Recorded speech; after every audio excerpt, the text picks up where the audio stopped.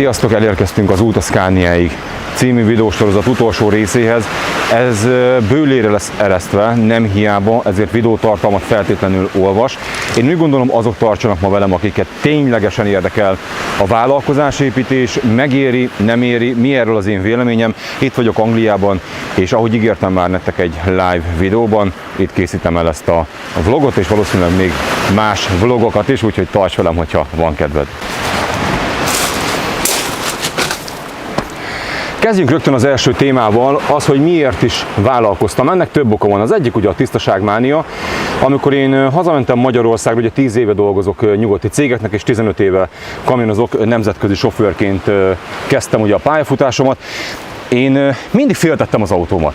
Tehát én tök mindegy milyen kamionnal jártam, hogyha régi típusúval, ha újjal, én azt szerettem meg, én azt tiszteltem, azt becsültem, azt takarítottam, arra vigyáztam.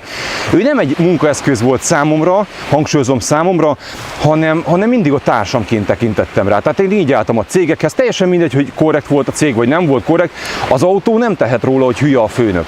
Én azt mindig a lehető legtisztábban adtam át, ezzel is megtisztelve a másik kollégát, hogy nem oda dölököm neki a kulcsot, hogy ne szedd. Tehát ez a minimum tisztelet a másik kolléga felé, én úgy gondolom. És nekem ebből elegem lett, hogy állandóan mások után takarítani, hogy én takarítónő vagyok, és ez is rávitt arra, hogy vállalkozzak. A másik, hogy telik az idő. Ugye én úgy gondolom, hogy sokan verik a mellüket arra, hogy 30 éve kamionoznak, de én úgy gondolom, hogy tényleg csak az én privát véleményem, hogy nem az a lényeg, hány éve kamionozol, hanem mit tudsz felmutatni az évek alatt. Ha ennyire jónak tartja magát valaki, akkor miért nem csinálja magának, teszem fel a kérdést. Hiszen ha valamiben nagyon jó vagy, hát akkor csináld magadnak, hát sokkal több lesz a szabadidőt. Ilyen plázsokra tudsz eljutni, többet fogsz keresni, jobb kamionnal fogsz dolgozni, tehát miért nem csinálod akkor? És ez bennem volt, tudod, hogy csezd meg, hát én úgy érzem, hogy amit csinálok, én a legjobb tudásomat, a legtöbbet adok bele, akkor miért nem magamnak csinálnék, hogy ugyanezt bele fogom tenni a saját cégembe is. Ugye ma óriási a sofőrhiány. Tehát egyszerűen dobálóznak most már lassan mindenhol szinte a milliós tételeket fizetik, ugye főleg nyugaton.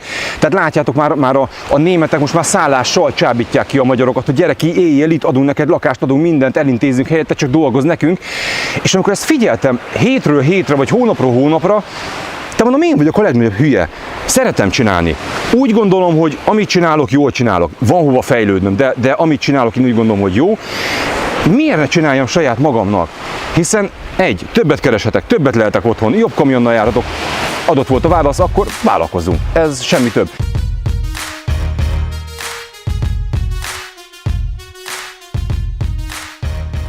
Na most az, hogy miért a Transcona, vagy a Transcona nélkül csináltam volna-e? Nem. ez megint nem tudom nektek különbséget tenni, hogy még fontosabb, én úgy gondolom, ez összbe kellett, hogy összeálljon. Tehát 4 éve dolgozok ugye a Transcona-nak. Az ember azért bedolgozza magát valahova, ha jól gondolkodott, cégbarát fejjel dolgozott, nem nyávogott. Én úgy gondolom, hogy az a cég az, ha partnerek lesznek a jövőben, akkor azt vissza fogja hálálni. És én úgy gondolom, hogy ez maximálisan meg is van. Én soha nem vártam el a cégemtől, hogy ide tegye a kezét. Ez az, Laci. Nagyon jók a videók, vagy nagyon jól dolgozol. Soha nem vártam el. Figyelj, egy valamit vártam el. Ha CMR-t add ide, és szépen kérlek, ne hívjál fel, csak ha tényleg probléma van. Ennyit vártam el. Tehát ez nálam egy alapszempont volt, amikor elkezdtem ugye dolgozni. És a 4 év alatt lényegében ma szinte nem tudsz olyan céget mondani, ahol ne lettem volna. Innentől kezdve gondolj végig. Ismerem az útvonalakat, ismerem a parkolókat, ismerem az ipari parkokat, a cégek nyitási idejét, az, hogy bemész egy céghez, melyik embert kell keresni, mikor kell később induljál, hamarabb induljál, hogy érjél oda, ezek rettenetesen fontos dolgok ahhoz, hogy maximálisan ki tud majd használni az idődet, amikor vállalkozó leszel. Tehát lényegében most mondhatnám ilyen csúnya szó, hogy a Transcona pénzén én kitanultam az itteni munkákat. Illetve nagyon fontos, hogyha visszanézitek a régi videókat, azon kívül, hogy más volt a gondolkodásmódom, egyedül voltam. Tehát én nem tartottam semmikor egy kollégával se úgy napi szinten a kapcsolatot, és nézd meg, mennyit káromkodtam, ugye, mert belekerült egy cégbe, teljesen mindegy, hogy te tudsz tolatni, tudsz előre menni, ismered Európát, bemész egy céghez, és nem tudod, hogy melyikhez kell menni, és lehet, hogy egy órád elment azzal, hogy nem ahhoz az emberhez mentél, mert te ahhoz mentél, érted?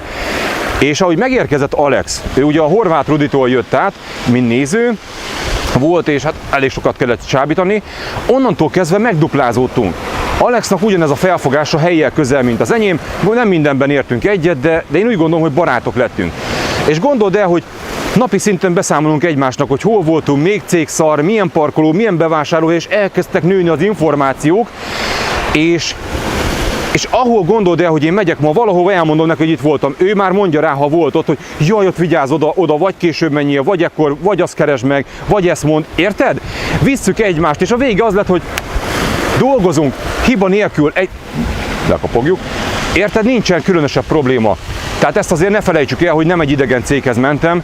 Én most erre azt mondanám, hogy ha nem lenne a Transcona, én nem vállalkoztam volna. Tehát ez szerintem egy nagyon fontos mondani való. Ha nem lenne ennyi tapasztalatom, tehát kezdőként 2-3 év tapasztalattal nem vágnék bele. Figyelj, ehhez túl sok mindent át kell láss. Én úgy gondolom, hogy legyen egy véleményed. Úgy egy kicsit, hát szerintem nehezebb a dolog, hogy kezdőként belevágsz, van ilyen is egyébként, volt nálunk is a cégnél, 2 fiatal srác, és azt mondták, hogy a videóimból tanultak meg sok mindent, és belekezdtek. És egyből vállalkozóként, egyből kamiont vásároltak, nekem ez egy kicsit necces, gratuláltam hozzá, hogy hát lehet így is. Nagyon fontos továbbá a Transcona-nál, hogy tudjátok, itt lényegében nincsenek értékes áruk. Tehát amikor elkezdel vállalkozni, ugye nekem persze behatsz őrzött parkolóba, ezt elképzelhető, hogy a speditőr céget fogja neked fizetni, de mégis feszélyezettebb vagy, hogy ott van rajtad egy tévészállítmány, és arra bizony sokan fenik a fogukat. De mondjuk arra, amit én viszek, arra a kóbor macska sem volt. Figyelj, ahogy elkezdtem a vállalkozást, az első héten 2-szer vágtak fel. Előtte, az elmúlt 15 évben szerintem összesen nem volt 2 felvágásom, az is benzinkúton, most felvágtak parkolóban, tehát egy útszéli helyen Angliában. Képzeljétek úgy, hogy egy ekkora darabot még el is vittek a ponyvámból. Felvágta a dobozokat, de mivel értéktelen, mondok egy példát, ami van a kábeleknek ilyen elvezetők és doboza, például olyanokból nagyon sokat szoktunk elvinni, tehát ilyen építőipari dolgok, ezek ilyen speciális dolgok, nem kell neki. Neki ugye a farmer, alkohol, dohány, elektronika, ilyen kell, az nálunk igazából nincs. Tehát ez megint komoly érv volt, mert ugye én nem szeretek se parkolóban állni. Hát látjátok, én inkább ilyen helyeken töltöm a hétvégét, mint sem én őrzőkutyaként figyeljem a kamiont.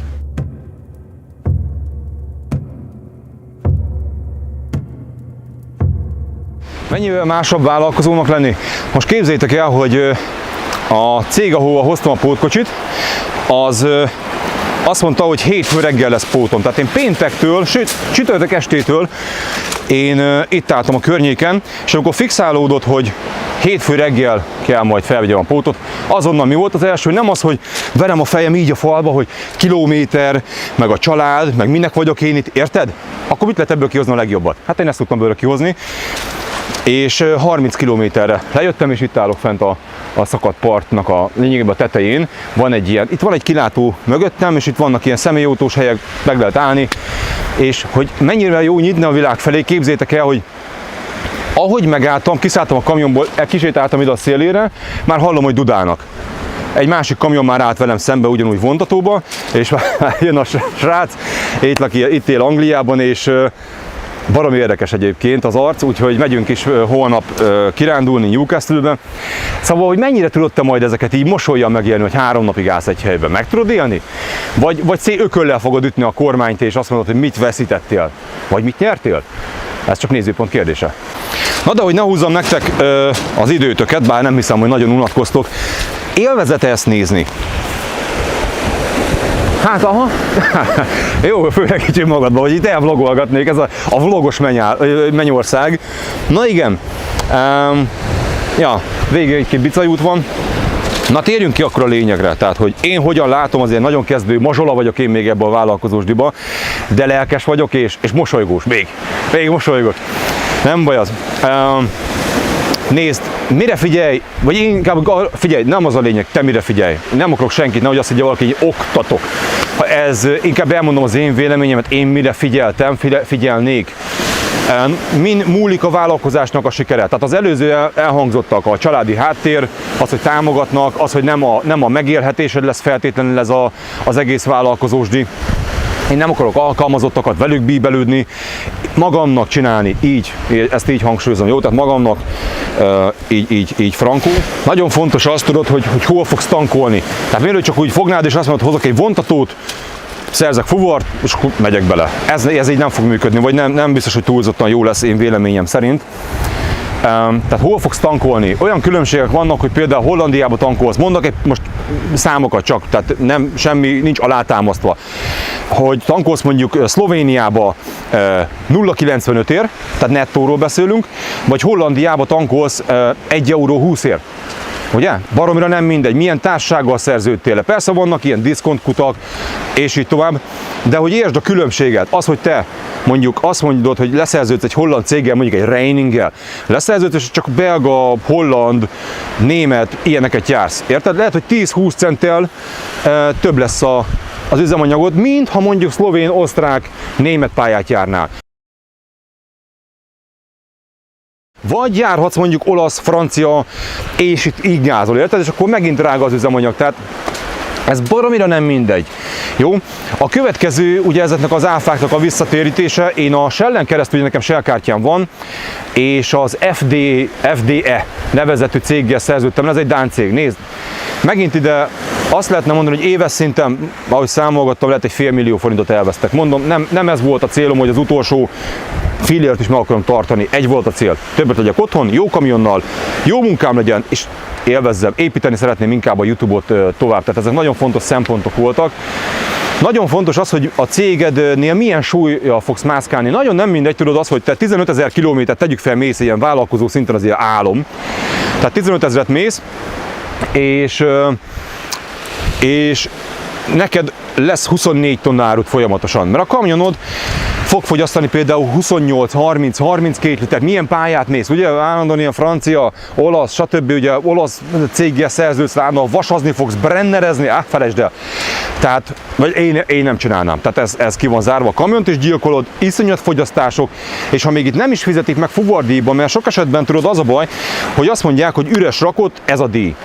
És nem tesz különbséget. Üreset is kifizeti neked, de a 24 tonnára sem fog fizetni, mint az 5 tonnás árura. Tehát ezek cégfüggő, tehát nagyon-nagyon kérjék ki sok ajánlatot. Aztán mennyi időre fizet az a cég? Mert például a Transcon egyébként nem kerül bele a mai videóba, pár apróságot szerintem elmondok, egy-két dolgot, de a Transcon nem kért reklámot, ezt hangsúlyozom nektek, és nem is lesz benne az, hogy én mennyit keresek, vagy mennyit fizet. Ha érdekel a Transconának az állás, vagyis a kilométerdíjai mit fizet, akkor írsz nekik egy e-mailt, ahogy minden cégnek, gondolom kérnek cégadatokat, tehát nem egy 14 éves gyerek kéri ki, hanem megvan a céged, és akkor írsz nekik egy e-mailt, és akkor el fogják neked mondani, hogy mennyit fizet, jó? Tehát nagyon nem mindegy, hogy mennyi időre fizet, mennyi kilométerdíjat fizet, fuvarra fizet-e, magadnak csinálod, de bérled-e pótkocsit, annyi változata van, hogy bele lehet szédülni, hogy te mit szeretnél. Vannak ugye kilométer garantált cégek. Azt mondja, hogy én neked minden hónapra minimum 11 000 kilométert garantálok. Ez azt jelenti, hogy például itt van egy ilyen 3 napot te folyamatosan beszívsz, és nem fogsz menni csak 8 000-et, akkor is 11 000-et fog neked kifizetni, mert ez garantálta, valószínűleg az ilyen cégeknél ez tényleg ott lesz, hogy a minimum 11 000-et vagy 12 000-et, amit ő garantál, azt meg is tudod tenni. Hangsúlyozom, hogyha te hibáztál, akkor viszont nem, tehát akkor az egyértelmű, hogy nem. Ha ő hibázott, akkor igen. A kilométerdíjak hogyan néznek ki ma? Teljesen általánosságú beszélünk, jó? Tehát teljesen általános.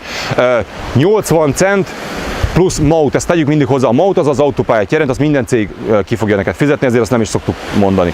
Tehát 80 centtől, nem tudom, tényleg 1 euró. Talán az egy jobb díj. Kilométer, és hogy szerintem helyfüggő, hogy mondtam, van, ahol adnak rá a plusz súlyra, adnak plusz pénzeket, de ebből tudsz nagyjából kiindulni. Tehát mikor azért 75-ér nem biztos, hogy célszerű lenne leszerződni valakivel, de már a 80 is nagyon meggondolandó. Persze az attól függ még egyszer, hogy hol fogsz járni, milyen súlyokkal, mennyi kilométer, nagyon matekolgatni kell. Nagyon fontos dolog az, hogy mennyi időre fizet. Tehát ugye vannak cégek, akik 60 napra. Na most a Transcona az 30 napra fizet, ennyit elárulok. Tehát az azt jelenti, hogy ugye nem kell hozzá sok pénz, hogy be tud indítani a vállalkozásod, ez egy nagyon jó dolog, hiszen nem áll benne a pénzed. Gondold el, olyan cégek, ahol mondjuk 90 napra fizetnek, az azt jelenti, hogy elkezded a vállalkozást, 90 nap, tehát 3 hónapig te fogod fizetni a járulékaidat, a bérleti díjat, az autópályát, mert azt is te adod, ugye csak utána azt ő neked visszafizeti. Az üzemanyagot, tehát ez 10-15 millió, tehát én, ha ilyen lett volna, én bele se kezdtem volna ebbe az egészbe.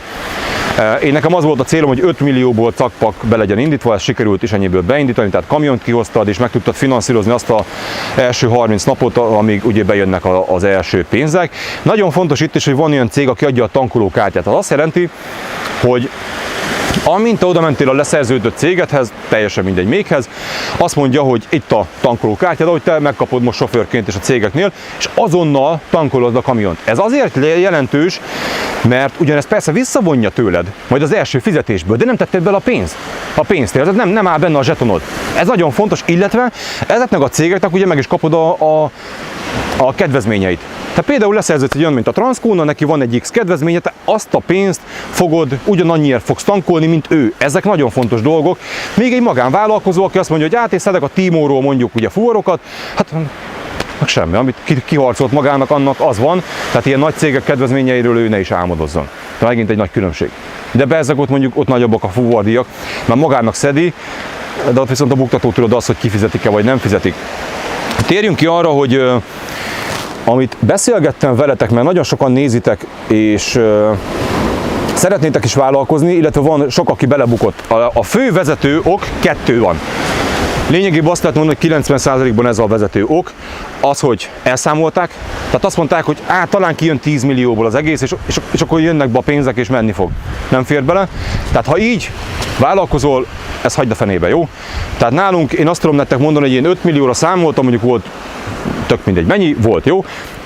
Bőven. Én úgy gondolom, tehát nem kellett azt nézni, mikor jönnek meg az első befizetések. Ez nagyon fontos. És a második ok volt az pedig, hogy nem annyit fizettek, mint amennyi meg volt beszélve, vagy egyáltalán nem is fizettek. De inkább az, hogy nem annyi. Tehát elcsalt kilométerdíjak, megbeszélték, hogy fizetik az üreset, végül nem fizették ki neki, és ez odáig ment, hogy megint csak nem volt kiszámolva rendesen a pénz, vagy túlzottan ki volt számolva, és elfogyott. És a vége az lett, hogy hát csőd. Mi egyébként a veszíteni valója? Ezt tegyük hozzá egy ilyennek. Nézzük mondjuk az én helyzetemet. A Scania az 1 éves szerződéseket szokott kötni. Tudtam, ennyiket köt. Kérdeztétek ezt, hogy miért fehér a kamion, a Scaniánál? Kifejezetten a Scaniánál mondom, én megkérdeztem, csak fehér bérkamionok vannak, mert valaki oda kommentelt, hogy nem, ez hülyeség, mert másnál van, másnál talán igen, lehet, hogy a Volvo-nál van, sőt, ott biztos, hogy van, a Scania csak fehér bérkamionokat ad. Tehát 1 éves bérleti szerződéseket kötsz, ez pofára megy. Tehát úgy mondom, hogy bemész, és hogy mennyi kamiont fogsz kihozni, tehát attól függően lesz a bérleti díja. A Scania egyértelműen drágább, mint a többi, de viszont minőségibbnek, ha már magadnak csinálod, úgy gondolom, az ember azért vágyik a lehető legjobbra. Én legalábbis így gondolom, hogy illetve a fogyasztásban azért nagyon-nagyon jó.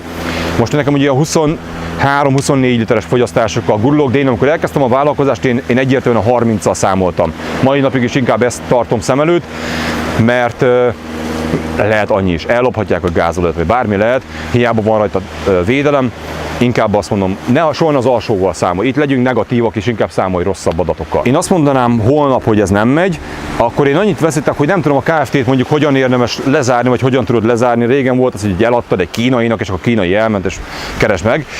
Nem tudom, hogy ez ma még működik-e, bár onnantól kezdve valószínűleg te többet nem fogsz vállalkozást indítani Magyarországon. Bukod a kauciót. Hogy fogjam rövidre, bukod a kauciót, és ennyi. Tehát mondjuk betettél, mondok egy példát, 1.500.000 forint kauciót betettél, az ott van benn. Egy év után azt mondod, hogy ezt nem csinálod, akkor azt visszaadják. Ha 2 hónap után mondod ezt, akkor nem, akkor huss. Meg mondjuk, amit esetleg nem fizettek ki, vagy elcsaltak, vagy bármi történt, akkor annyit buktál. Igazából ennyi lenne a nagy veszteség, tehát lássuk be, annyira nem buksz túlzottan nagyot. Mennyi az annyi? Hát gondolom, ez érdekelt benneteket a legjobban.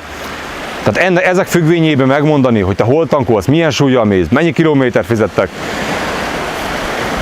ezt nézd, lehet 3000 euró, lehet 6000 euró per hó. És ugye ebből az a kérdés majd, hogy te mennyit tudsz nettósítani, vagy jobban lehet igen nettósítani, hogy mennyit tudsz megtartani, nyereségadótól kezdve egyéb befizetések, nem egyszerű a mutatvány. Nézd, én azt mondanám nektek, ma vagyunk a realitás földjén, 3 hét.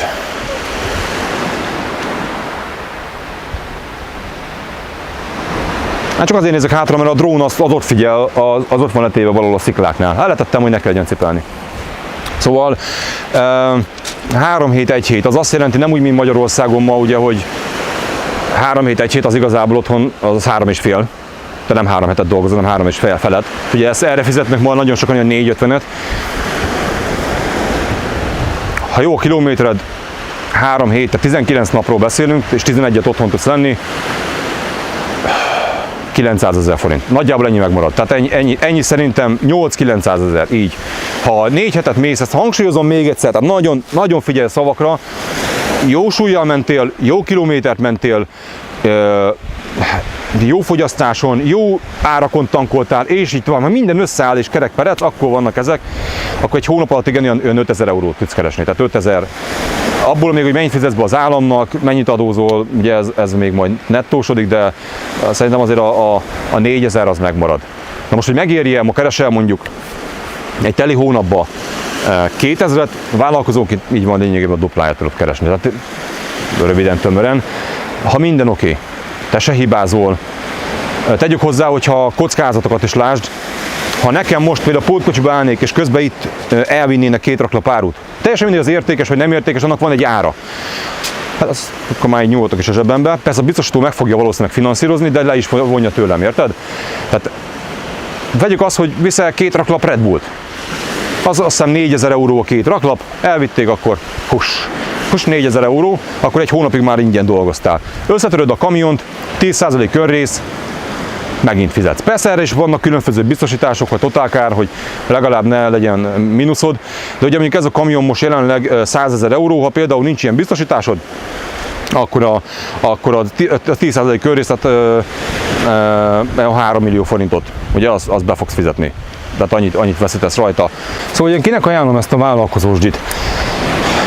Akik éreznek magukban annyi erőt, illetve nincs bennük az, hogy mennyit fogok veszíteni, tehát stresszmentesen akarnak élni, de ez nagyon fontos ahhoz, hogy ne a kilométer legyen az első. El tudja ragadni az embert a hév, tudod, hogy nem ment annyit. Nézd, vállalkozóként meg tudsz élni egy 7-8 ezer kilométerből, megvan a megfelelő pénzed.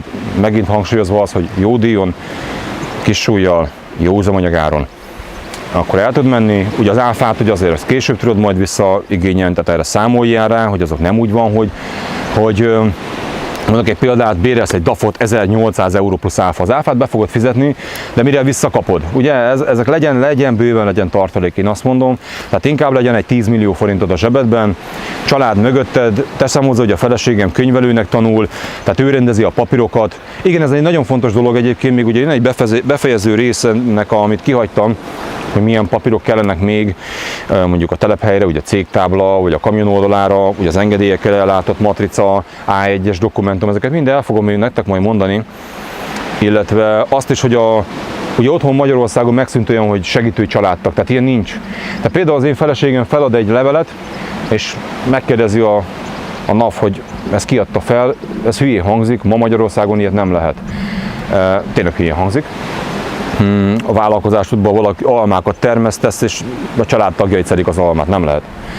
Be kell, hogy jelensd, nálunk is be van jelentve a feleségem, tehát mi mindenre arra törekedünk, hogy hivatalos legyen. Sokat elhangzik ez, hogy a kamionosok minimálbért kapnak, tehát ezt tegyük tisztába. Tehát ma Magyarországon egy kamionosnak az átlag, ugye azt a szakmai minimálbért szokták ugye adni, ez a 180.500, ez teljesen hivatalos. Miért nem jelent be 500 000 forintra, hiszen mondjuk annyi a fizetésed? Itt vagytok tévedésben, azok a kamionosnak nem 500 000 forint a fizetés, hanem 180.500 bruttó. És ugye erre jön rá, nagyon fontos, a szavakat nem hallják az emberek, adható napi díj, amikor ugye külföldön ugye 60 euró adható, az, hogy a te góri most 50-et ad, de azt, hogy ebben mennyit számol el, nézd, én ebben nem okoskodok bele, én magamnak ugye 60-at számolok el minden egyes napra, és ennyi. Tehát innentől kezdve az nagyon fontos, hogy mennyit tudsz majd leköltségelni. Mert ugye így akkor számoltad, hogy a 180.500 az befizeted a járulékokat, és akkor a nettó 60 euró az adómentesen adható, üzemanyag megtakarítás 100 000 forintig adómentesen adható. Tehát nagyjából egy sofőrnek a plafonbére úgy, hogy nem fizet be csak a 180.500 után ugye a járulékokat, azt lehetne mondani, hogy durván 2500-2700 euróig lényegében nem adózol. Ezt lehetne így fogalmazni. Tehát magyarán, hogyha többet keresel, utána jönnek azok a plusz adók, addig lényegében te semmit, ezt így zsebre tetted és jól élsz. Miért nem jelentik be 500 000 forintra?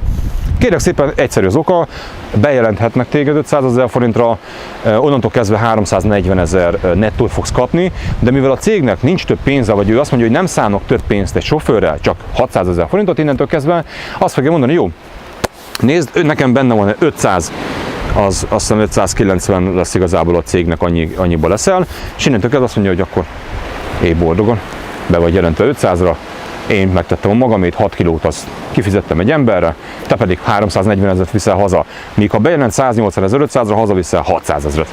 Na most melyiket akarod? Na látod, a kettő együtt nem fog menni, ezt elárulom nektek, mert annyi pénzt meg nem tudsz keresni, vagy keresni tudsz. Hát csak ha mindent a sofőrnek adsz, akkor hogy fizeted ki a speditőrt, a telepfejfenntartást, legyen valami hasznod rajta.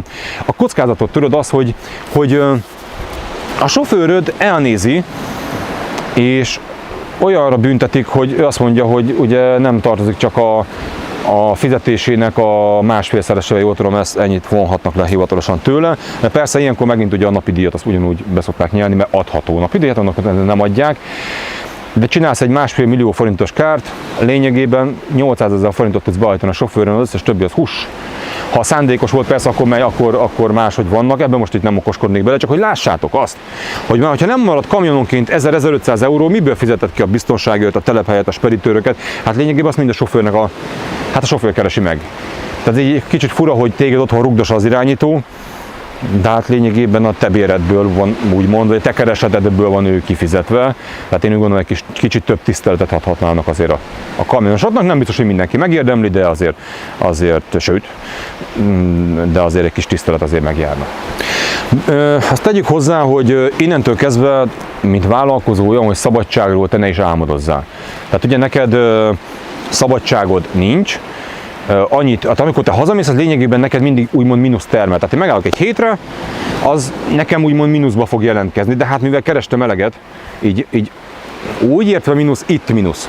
Tudod, mert azt mondom, hogy nem kerestem 5000 eurót, kerestem csak 3500-at, vagy 3000-et, vagy 2500-at, érted? És akkor nem kerestem. Az utolsó hét hozna elvileg egy nagyon, nagyon komolyat, de hát azt meg kivesszük ugye úgymond szabadságnak, és megyünk haza.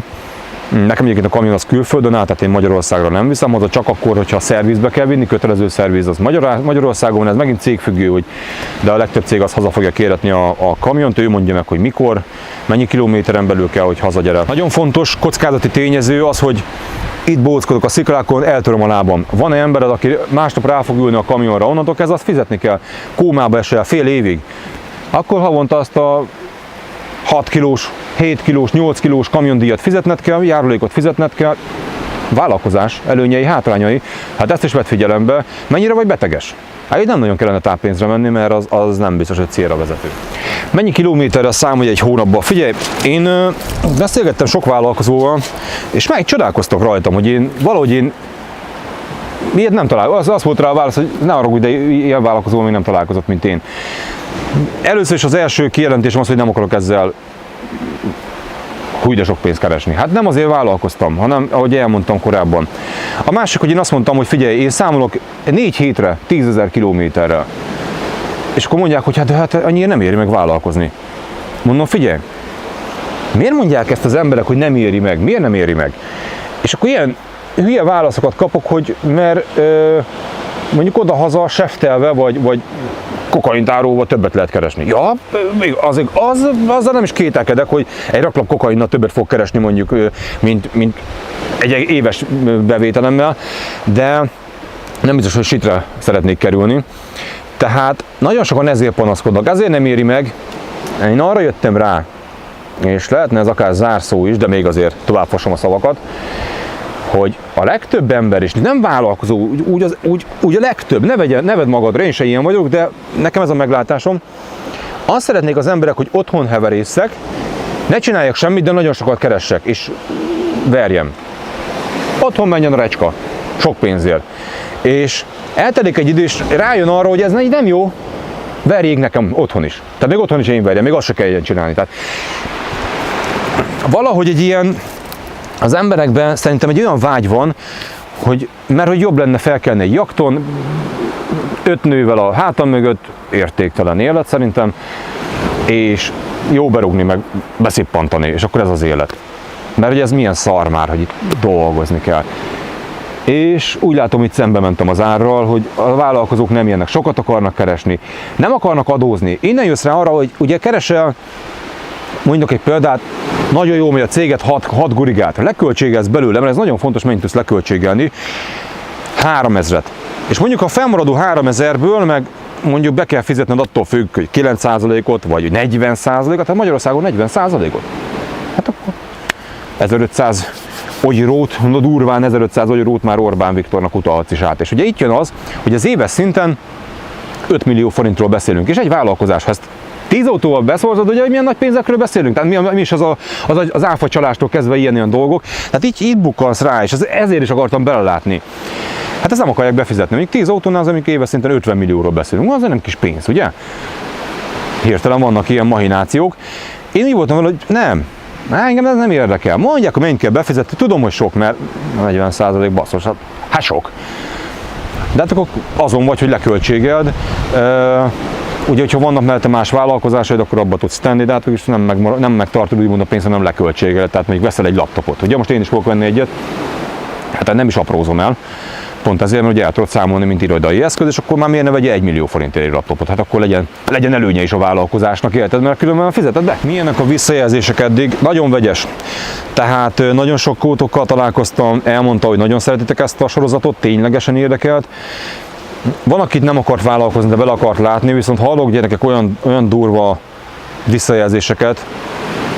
Srác bement a cégéhez, és bedobta a kulcsot, hogy Lacika megmondta, hogy 1,5 milliót lehet keresni Scaniával, és akkor dug fel, már elnézést, dug fel az 500 000 forintodat. És áll a cégvezető, és nem érti, hogy mi van?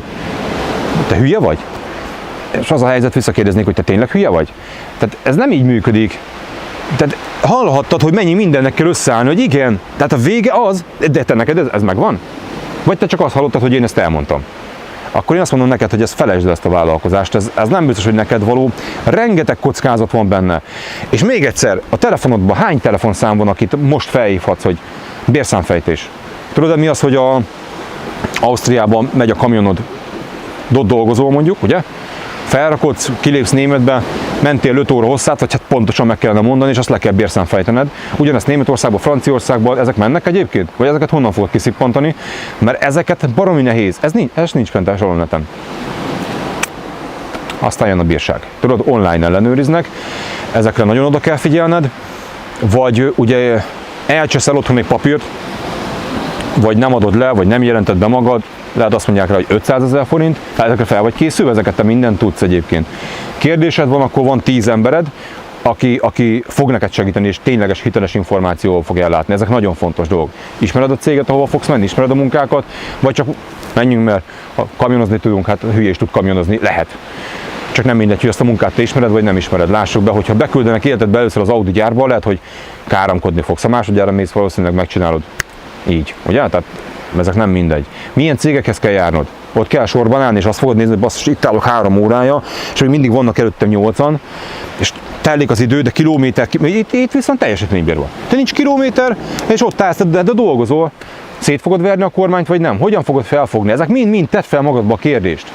Ezért is gondoltam, hogy bőlőre eresztem, igenis, mert azt nem akarod meghallgatni végig, akkor ugorj bele. De engem ne szidjál, hogy nem úgy volt, ahogy volt, mert én úgy gondolom, hogy az én meglátásomat elmondtam.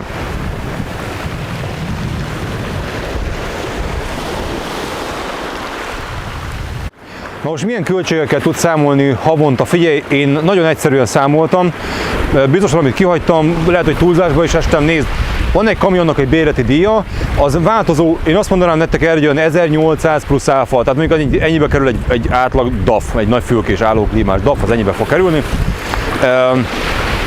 Havi 800 eurót számolok ilyenre, hogy CMR biztosítási díj, tahográf letöltése, kiértékelése, akkor az én járulékaim, feleségem járulékai, milyen díjakat? Jó, én 800 euróba határoztam meg, tehát eddig ott tartunk, hogy nettósítva ez 2600 euró, meg az üzemanyagdíj. Én azt pedig azt javaslom neked, figyelj, rád bízom, de 28 és 30 literrel számolj, én ennyivel számoltam, és olyan 1 euró 1-es díjjal, nem fogod magad átcseszni, 1 euró 1 nettóba, akkor úgy szerintem az úgy jó. Lehet, hogy lesz 90 centért tankolásod, de inkább így kalkuláld ki, és ennek fejében nézd meg, mit ajánlanak a cégek, jó? Tehát én ezzel ennyi költséggel számolok havonta. Na és hát, srácok, zárószóként, akkor annyit, hogy ha tetszett ez a mai videó, vagy nem tetszett, hogy mondd el, mi volt benne neked a meglátásod, mire szeretnél még választ kapni. Szeretnék csinálni nektek egy ilyen kérdez-felelek videót, úgyhogy tegyétek már fel a kérdéseteket, vagy a több mint kamionosan, ugye, hogy nekem nincsenek adminjaim. Tehát csak elég, ha csak leírod a kérdéseket, mire vagy kíváncsi, remélem nem fog belecsapni a pofámba egy halad meg kamerástól beborulok. Az nagyon jó lesz, mindent a videóért. Szóval tegyétek fel nekem a kérdéseiteket, és akkor igyekszek rá nektek legjobb tudásom szerint válaszolni. Remélem tetszett nektek ez a mai videó. Kérd ki mások véleményét is, tehát ne egy emberét, hallgass meg többet, de nekem az a meglátásom, hogy a vállalkozók le fognak beszélni. Miért fognak lebeszélni? Mert onnantól kezdve nem nekik dolgozol, 2, egy ellenséget fognak benned meglátni. Ez nagyon fontos, tehát megint egy vállalkozóval több, aki esetleg leverheti az árat, elviheti az ő munkáját, és ez neki nem jó. Az nem baj, ha alkalmazottként csinálod, de vállalkozóként ne, az már neki szívenütő. Tehát ezt mindig tedd hozzá, hogy honnan, kitől fogsz hiteles információkat kapni. Engem is támadtak azért vállalkozók, hogy ezt nem biztos, hogy el kellene mondani sofőröknek, ezért beszéltem ma teljesen általánosságban. Hogy ne tudd azt, hogy most feltétlenül 2500 euró vagy 5000 euró, de elmondtam, mi alapján fog ez kijönni, mert maguknak a vállalkozóknak ez nem jó. Hogy te tudod, hogy mennyi az annyi, pedig szerintem ebben a szakmában igenis tudnod kell, hogy mennyi az annyi sofőrhiány van, a jó sofőrök pedig megérdemlik, hogy ilyen helyeken legyenek, jó pénzt keressenek, nyugodtan dolgozzanak, jó kamionnal. Ha van kedved, akkor tarts velem legközelebb is. Sziasztok!